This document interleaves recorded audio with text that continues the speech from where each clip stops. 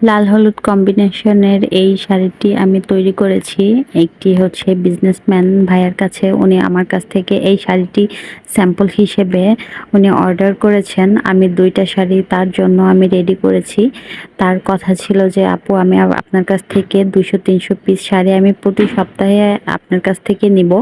তো আপনি আমাকে দিতে পারবেন কিনা?" তো আমি বললাম যে, "আসলে ভাইয়া আমি তো প্রতি সপ্তাহে দিতে পারবো না। কারণ আমার কোনো কর্মী নেই। তাছাড়া আমার তো কোনো ফ্যাক্টরিও নেই যে আমি অনেক লোকের মাধ্যমে, কর্মীর মাধ্যমে আমি আপনাকে শাড়িগুলো করে পাঠাবো।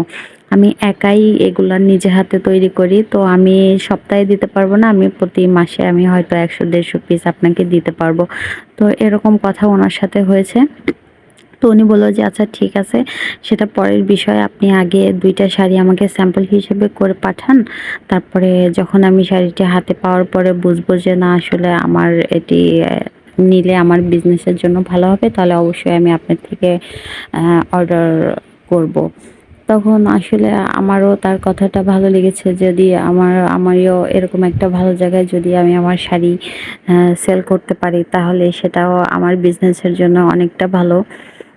যাই হোক, তারপরে আমি তার জন্য এই শাড়ি ২ টা আমি রেডি করলাম।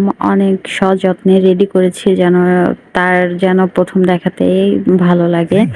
তারপরে আমি এই শাড়িটি রেডি করে তারপরে উনাকে আমি ভিডিও এবং ছবি পাঠিয়েছি। তিনি দেখেছেন, দেখে বলল যে, "মাশাআল্লাহ দেখতে তো সুন্দর হয়েছে। কিন্তু এখনো তো হাতে পাইনি। হাতে পেলে তারপরে বুঝতে পারবো যে আসলে কতটুকু কোয়ালিটিফুল।" আমি এই শাড়িটি গতকালই ওনাকে রেডি করে পাঠালাম কুরিয়াতে। আমি তো ভিডিওটা আজকে আপলোড দিচ্ছি। উনি এখনো হাতে পায়নি। মেবি আল্লাহ বাঁচালে কাল বা পরশু হাতে পেয়ে যাবে। হাতে পাওয়ার পরে ওনার কাছ থেকে কি রিঅ্যাকশন আসে আমি সেটাও আপনাদের মাঝে আ শেয়ার করব।